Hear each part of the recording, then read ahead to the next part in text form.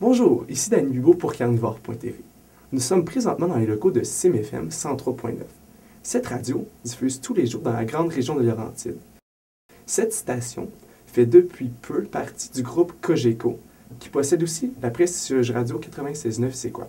Pour nous parler de cette radio, nous avons rencontré Étienne Grégoire, le directeur de la programmation, Diane Lafrance, une animatrice, et François Bourbonnet, un nouvelliste ou journaliste.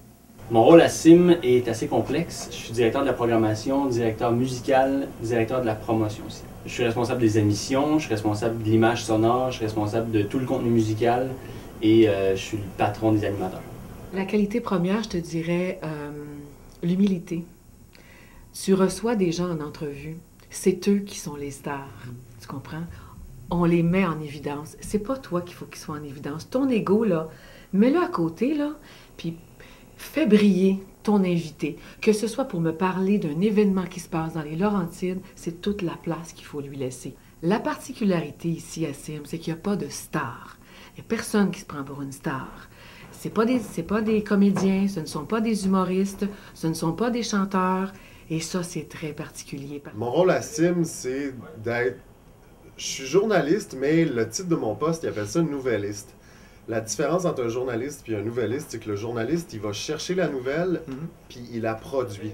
À CIM, on relaie l'information. Donc, le nouvelliste va chercher dans l'ensemble de ce qui est disponible, les nouvelles qui sont les plus pertinentes pour notre clientèle. En semaine, on a 5 émissions par jour. 5. Vitamine CIM le matin, CIM au bureau le matin et l'après-midi. Sur l'heure du lunch, ça s'appelle Pop Collection.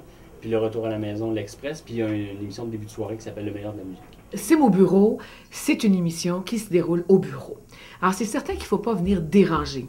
Musicalement parlant, c'est très important de garder la musique au premier plan. Côté diffusion, on a une grande portée depuis une dizaine d'années. On peut s'entendre sur toutes les Laurentides, de bas en haut, de long en large, mais on déborde aussi. On déborde en Outaouais d'un côté, on déborde à la Naudière de l'autre. On s'entend jusqu'en haut, c'est-à-dire jusqu'aux abords de Mont-Laurier. Puis on peut même s'entendre sur la rive sud. La particularité d'animer ici à CIM, c'est d'être près des gens, de parler, de vraiment aller vers ce qu'ils désirent entendre aussi. Il faut cibler son auditoire et ça, c'est hyper important. Qui nous écoute? La différence à CIM, au niveau musical, c'est qu'on fait beaucoup de place à la relève. Dans les autres radios, pas parce que je dis pas que c'est bon, pas bon, c'est parce qu'on va tester des nouvelles chansons, puis c'est long avant que ça rentre, les nouvelles chansons. À CIM, on ouvre la porte immédiatement. On l'écoute, on aime, on la met en onde, et c'est l'auditeur qui va décider s'il aime ou s'il n'aime pas. Si on a des plaintes, on l'enlève la chanson. On la laisse pas là. On fait de la radio pour les gens qui nous écoutent, les gens de la région. CIM est né en 1977. Changé de main plusieurs fois, c'est une femme qui s'appelle Colette Chabot qui a démarré cette station-là en 1977 suite à l'obtention d'un permis l'année précédente. Ensuite, il y a Jean-Pierre Coallier qui a détenu la station CIM. Ça a été vendu à Métro-Média, à Corus et récemment à Cogeco. Ce qui démarque la radio CIM, la radio des Laurentides, c'est d'abord une radio dans les Laurentides. C'est une radio régionale, c'est une radio près de son monde. Les gens d'ici qui vivent ici et les gens qui viennent de Montréal, qui s'en viennent dans les Laurentides.